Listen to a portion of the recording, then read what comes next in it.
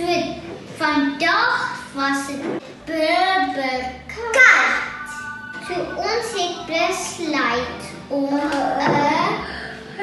doughbootjie te bak.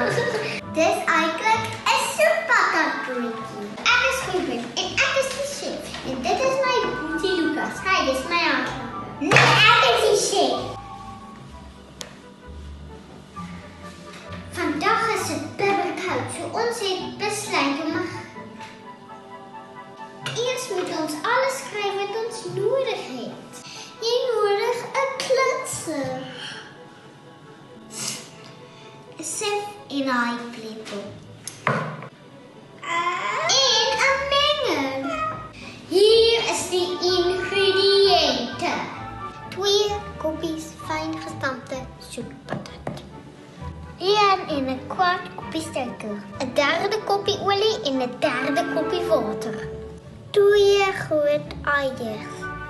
1 en 'n 3/4 koppie meel, 'n lepel koeksoda en 'n halwe lepel paprika.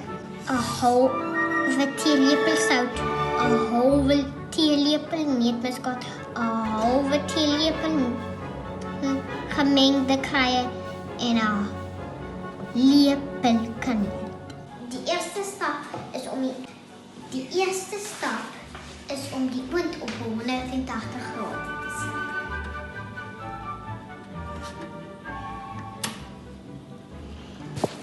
Daar is 90 grade. Gooi die olie in. Gooi die eiers in. Meng dan alles saam.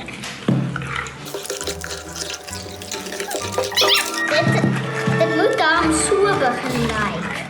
Die volgende stap is om droë bestanddele in die nat bestanddele in te sit.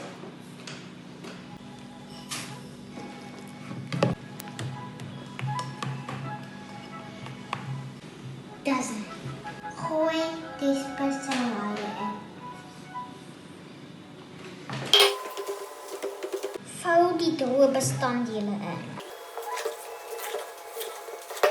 Ons het die bakpan voorberei met waspapier en botter. Gooi die mengsel in die bakpan.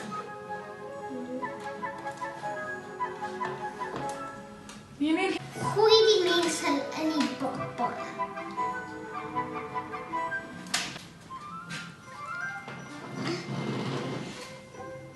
Die brood was nou vir 'n uur in die oond. Nou gaan ons dit proe.